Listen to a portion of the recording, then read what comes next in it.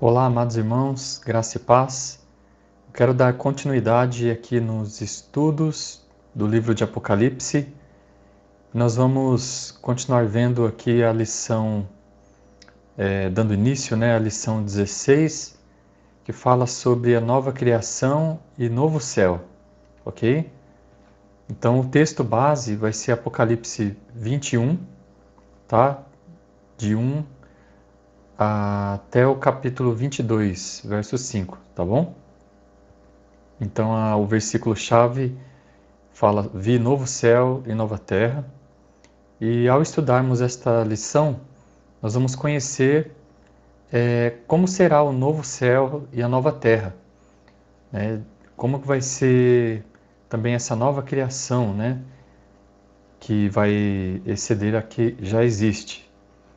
Também vamos conhecer o que a Bíblia relata sobre o céu. Vamos identificar as falsas ideias que são propagadas no mundo hoje, né, a respeito do céu. E também desejar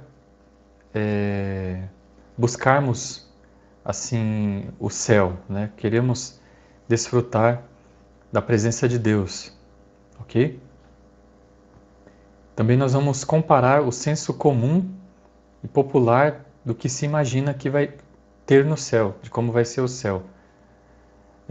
Vamos ver o que a Bíblia diz, né, sobre isso. Vamos também nos preparar para falar para outras pessoas de como será o céu e imaginar como viveremos no céu, junto com o Senhor e sem pecado, tá bom? Então aqui para introduzirmos, né, o texto de Apocalipse capítulo 21, ele termina, né, com uma antevisão da eternidade. No final do livro, João ele não aponta para o fim, né, como seria de se esperar, né? Muitas vezes nós pensamos que o Apocalipse é o fim do mundo, né? Não. Ali nós vemos o apóstolo João apontando para, não para o fim, mas para o começo, né? De uma nova eternidade com Deus, né? Novos céus e nova terra. E então nós vamos estar vendo isso, né? Então aqui, só recapitulando, né? O que nós vamos ver hoje. Nós vimos também, né, sobre a rebelião final de Satanás, a destruição de toda a antiga criação, né, nós vamos ver a segunda ressurreição, o julgamento do grande trono branco e a criação de novos céus e nova terra. Então esses são os eventos que ocorrerão antes da criação de novos céus e nova terra. Eu quero ver com os irmãos os textos bíblicos que nos dão a base para cada um desses assuntos, tá bom, irmãos? Então aqui, antes de entrar nos novos céus e nova terra, nós precisamos lembrar que quando ocorreu o milênio, nós vimos na aula passada, antes de iniciar o milênio, Satanás ele foi preso, né? Então foi preso por 1000 anos para que Jesus estabelecesse o reino milenar e tivesse paz aqui na Terra, né? Então, um dos propósitos, né, de Satanás ter sido preso durante esses 1000 anos é Deus mostrando que, mesmo assim, o homem vai virar as costas para Deus. Então, não vai ter aquela questão de, o diabo fez isso, né, ou por causa disso que eu pequei. Não, porque mesmo o diabo estando preso, Satanás preso, o homem vai se rebelar contra Deus. E olha que Cristo será o rei justo, né, governando, então não haverá maldade nenhuma, mas mesmo assim, o homem vai virar as costas para Deus. E Deus vai mostrar para o homem que o mal está no coração do homem, ok? Então aí, após esse período do milênio, o que vai acontecer, irmãos? Vai acontecer a rebelião final de Satanás. contra os santos de Deus e contra Deus, né? Então, Satanás ele será solto, né?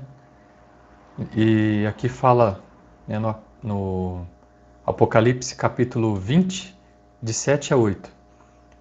Quando, porém, se completarem os 1000 anos, né, terminou o período milenar de Cristo, Satanás será solto da sua prisão e sairá a seduzir as nações que há nos 4 cantos da terra, Gog e Magog, a fim de reuni-las para a peleja.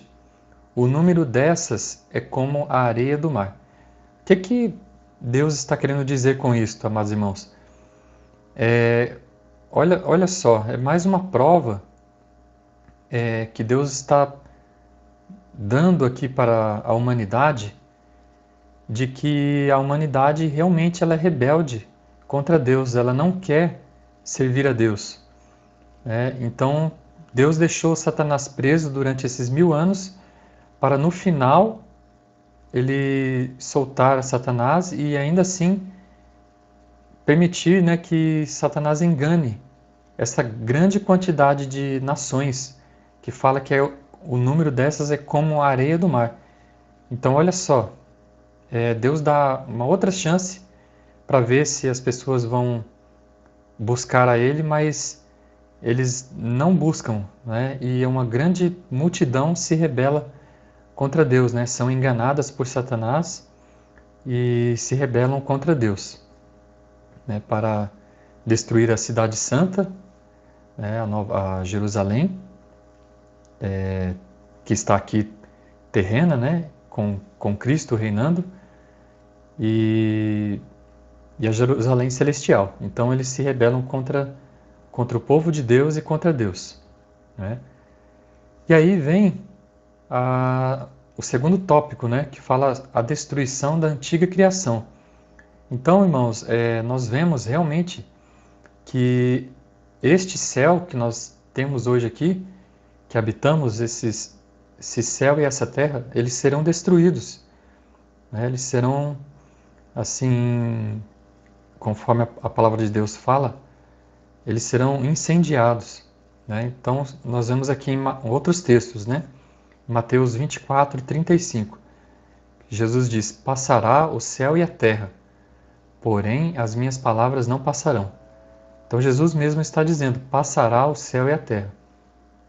E Hebreus, né, capítulo 1, a partir do verso 10, diz assim: no princípio, Senhor, lançaste os fundamentos da terra, e os céus são obra das tuas mãos. Eles perecerão, tu, porém, permaneces. Sim, todos eles envelhecerão, qual veste também, qual manto os enrolarás, e como veste serão igualmente mudados. Tu, porém, és o mesmo, e os teus anos jamais terão fim. Então nós vemos aqui, né, que a antiga criação, esta que nós vivemos, ela será destruída, né? E aí outros textos também, irmãos, 2 Pedro 3, de 5 a 7. Porque deliberadamente esquecem que de longo tempo houve céus, bem como terra, a qual surgiu da água e através da água, pela palavra de Deus, pela qual veio a perecer o mundo daquele tempo, afogado em água. Ora, os céus que agora existem e a terra, pela mesma palavra, têm sido entesourados para fogo, estando reservados para o dia do juízo e destruição dos homens ímpios. Então é interessante, nós vemos isso, né, que os céus agora estão entesourados para fogo, né? Então, mais uma prova de que esta criação atual ela será destruída, né? Então ela está sendo reservada para o dia que o Senhor vai destruir esta criação, ok? E também 2 Pedro 3,10. Virá, entretanto, como ladrão o dia do Senhor, no qual os céus passarão com estrepitoso estrondo, e os elementos se desfarão abrasados. Também a terra e as obras que nela existem serão atingidas. Então nós vemos aí mais uma prova, né? Então toda essa criação ela vai ser destruída, né? Para que surja a nova criação, dos novos céus e nova terra, né? E aí vem aqui Apocalipse 20:11. Vi um grande trono branco e aquele que nele se assenta, de cuja presença fugiram a terra e o céu, e não se achou lugar para eles, né? Então aqui falando, né, da destruição da antiga criação. Depois, irmãos, nós vamos aqui para a segunda ressurreição. Lembrando, irmãos, que a primeira ressurreição já aconteceu, né? Se os irmãos se lembrarem, por conta do arrebatamento, né, quando Jesus volta, o que acontece? Né, os mortos em Cristo ressuscitarão primeiro. Depois nós, os vivos, seremos transformados para nos encontrarmos com o Senhor nos ares, né, e com todos os santos. Então, nesse momento do arrebatamento, é que dá início à primeira ressurreição, né, que são os que morreram em Cristo, ok? Então é a primeira parte da ressurreição, da primeira ressurreição. Então, não foram ressuscitados os santos do Antigo Testamento. Quando que eles vão ser ressuscitados, né? Quando voltarmos com Jesus para dar início aqui ao reino milenar. Então, antes de começar o milênio, nós voltamos com Cristo e aí ocorre a segunda etapa da primeira ressurreição. Ou seja, aí conclui a primeira ressurreição. Aí quem vai ressuscitar? Os santos do Antigo Testamento e os santos que morreram na grande tribulação. Então aí está completa a primeira ressurreição, ok? Aí agora, irmãos, aqui, a segunda ressurreição está falando dos não salvos, que vai ocorrer só depois do milênio, né? Depois da destruição dos céus e da terra, né? Então, enquanto estiver a terra sendo incendiada, né, vai acontecer essa segunda ressurreição dos não salvos para comparecerem ao grande trono branco, tá? E as bases bíblicas sobre isso, nós podemos ver aqui no Antigo Testamento, em Daniel capítulo 12, 2 e 3, que diz, né, muitos dos que dormem no pó da terra ressuscitarão, uns para a vida eterna e outros para a vergonha e horror eterno. Os que forem sábios, pois, resplandecerão como o fulgor do firmamento, e os que a muitos conduzirem à justiça, como as estrelas, sempre e eternamente. Então aqui fala da segunda ressurreição. Apocalipse também 20, de 4 a 6, né, a ressurreição aqui também dos que foram decapitados, né, durante a grande tribulação. Então, olha só, vi ainda as almas dos decapitados por causa do testemunho de Jesus, bem como por causa da palavra de Deus, tantos quantos não adoraram a besta, nem tampouco a sua imagem, e não receberam a marca na fronte e na mão. E viveram e reinaram com Cristo durante os 1000 anos. Então aqui, ó, os irmãos percebam que está falando da segunda etapa da primeira ressurreição, né, dos santos que morreram durante a grande tribulação, ressuscitaram para reinarem com Cristo, né? E toda a igreja durante os 1000 anos, né? E aí fala aqui, continuando o texto, né? Os restantes dos mortos não reviveram até que se completassem os 1000 anos. Então, aí está falando da primeira e da segunda ressurreição nesse texto, irmãos. Esta é a primeira ressurreição, né? A primeira ressurreição é a primeira parte do texto, que fala dos decapitados por causa do testemunho. E aí, ali onde fala os restantes dos mortos não reviveram, até que se completasse os 1000 anos, ali, né, essa parte está falando da segunda ressurreição, né? E aí o texto fala assim, que bem-aventurado e santo é aquele que tem parte na primeira ressurreição, né? Sobre esses a segunda morte não tem autoridade. Pelo contrário, serão sacerdotes de Deus e de Cristo, e reinarão com ele os 1000 anos. Então, não sei se os irmãos compreenderam. Então, está bem claro aqui que está falando da primeira ressurreição e da segunda ressurreição, né? E bem-aventurados aqueles que já tiveram parte na primeira ressurreição, porque não tem, não tem sobre eles autoridade a segunda morte, né? Que é a morte eterna no lago de fogo. Ok? E aí, nós continuamos aqui, Apocalipse capítulo 20, de 11 a 15, que fala do julgamento do grande trono branco, né? Diz assim: Vi um grande trono branco e aquele que nele se assenta, de cuja presença fugiram a terra e o céu, e não se achou lugar para eles. Vi também os mortos, os grandes e os pequenos, postos em pé diante do trono.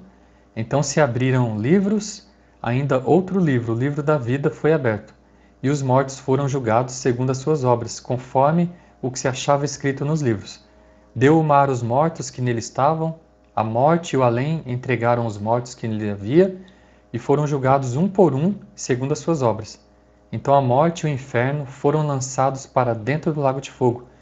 Esta é a segunda morte, o lago de fogo. E se alguém não foi achado inscrito no livro da vida, esse foi lançado para dentro do lago de fogo. Então aqui, irmãos, já está falando da segunda ressurreição. É desde o início da humanidade, lá de Adão e Eva, né, os mortos não salvos, nesse momento aqui que eles vão ressuscitar para a condenação eterna, né? Então aqui nesse julgamento do grande trono branco, não é porque fala quem não foi achado inscrito no livro que tem uma outra possibilidade de alguém ser achado, não. Aqui nesse momento não tem chances mais, aqui só está falando de não salvos. Então, quem estiver neste momento não tem mais nenhuma chance de ser salvo, ok? E depois, por fim, nós entramos aqui na criação de novos céus e nova terra. Então fala lá em 2 Pedro 3,13. Nós, porém, segundo a sua promessa, esperamos novos céus e nova terra, nos quais habita a justiça. Então, outro texto, 21, de 1 a 7. Vi novo céu e nova terra, pois o primeiro céu e a primeira terra passaram, e o mar já não existe. Vi também a cidade santa, a nova Jerusalém, que descia do céu, da parte de Deus, ataviada como noiva adornada para o seu esposo.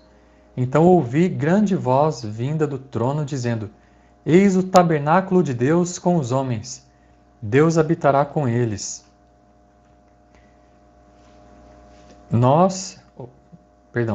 Continuando o texto, a parte de baixo. Eles serão povos de Deus, e Deus mesmo estará com eles, e lhes enxugará dos olhos toda lágrima, e a morte já não existirá. Já não haverá luto, nem pranto, nem dor, porque as primeiras coisas passaram. E aquele que está sentado no trono disse: Eis que faço novas todas as coisas.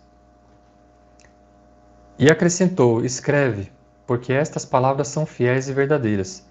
Disse-me ainda: Tudo está feito. Eu sou o Alfa e o Ômega, o princípio e o fim. Eu, a quem tem sede, darei de graça da fonte da água da vida. O vencedor herdará estas coisas, e eu lhe serei Deus, e ele me será filho. Então, nós vemos aqui, irmãos, como que será maravilhoso, os novos céus e a nova terra, E Isaías, 65, 17 e 19, diz assim: Pois eis que eu crio novos céus e nova terra, e não haverá lembrança das coisas passadas, jamais haverá memória delas. Mas vós folgareis e exultareis perpetuamente no que eu crio. Porque eis que crio para Jerusalém alegria, e para o seu povo regozijo. E exultarei por causa de Jerusalém, e me alegrarei no meu povo. E nunca mais se ouvirá nela nem voz de choro, nem de clamor. Então será algo maravilhoso, irmãos, assim, o céu, né? Pensarmos de como será o céu. Não vai haver mais lembrança, né, de coisas ruins, né, que fizemos. Deus vai enxugar dos nossos olhos toda lágrima, toda dor. Não haverá mais morte, né? E outro texto aqui, né, de Isaías 66, de 22 a 24. Porque como os novos céus e a nova terra que hei de fazer estarão diante de mim, diz o Senhor, assim há de estar a vossa posteridade e o vosso nome. E será que de uma festa da lua nova a outra, e de um sábado a outro, virá toda a carne a adorar perante mim, diz o Senhor. Eles sairão e verão os cadáveres dos homens que prevaricaram contra mim, porque o seu verme nunca morrerá, nem o seu fogo se apagará, e eles serão um horror para toda a carne. Né? Então, nós vemos aqui, né, esse texto, né, falando dos novos céus e nova terra, né?